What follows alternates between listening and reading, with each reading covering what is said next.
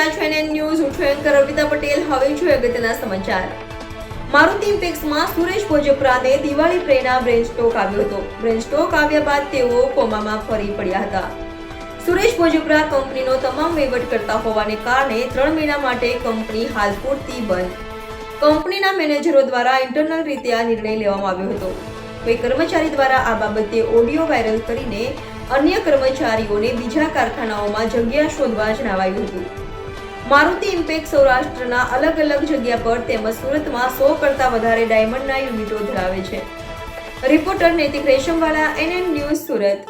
દર્શક મિત્રો, NN ન્યૂઝને લાઇક, શેર, સબસ્ક્રાઇબ કરો, બેલ આઇકન પ્રેસ કરો જેથી આપને નોટિફિકેશન્સ મળતી રહે.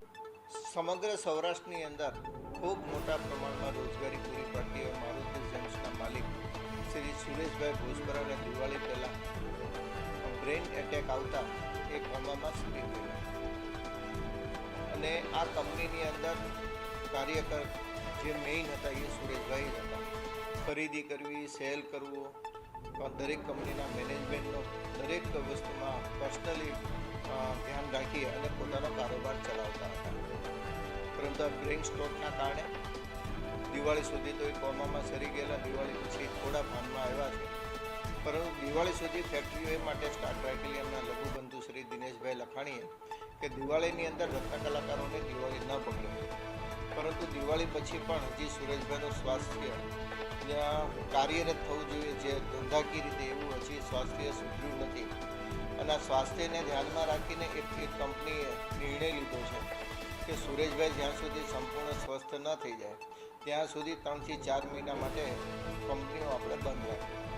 અને આ નિર્ણય ઇન્ટરનલ નિર્ણય હતો, પરંતુ મેનેજરને ધ્યાન ઉપર આવતા મેનેજરે એમના વર્કરોને, એમની નીચે કામ કરતા રત્ન કલાકારોને જાણકારી માટે એક વિડીયો વાયરલ કરીને એમાં એવી માહિતી પૂરી પાડી હતી કે હવે આપણે 3-4 મહિના દિવાળી પછી બીજે કામ શોધી લેવું પડશે, કારણ કે મારુતિ જેમ્સ હમણાં 3-4 મહિના સ્ટાર્ટ નથી થવાનું.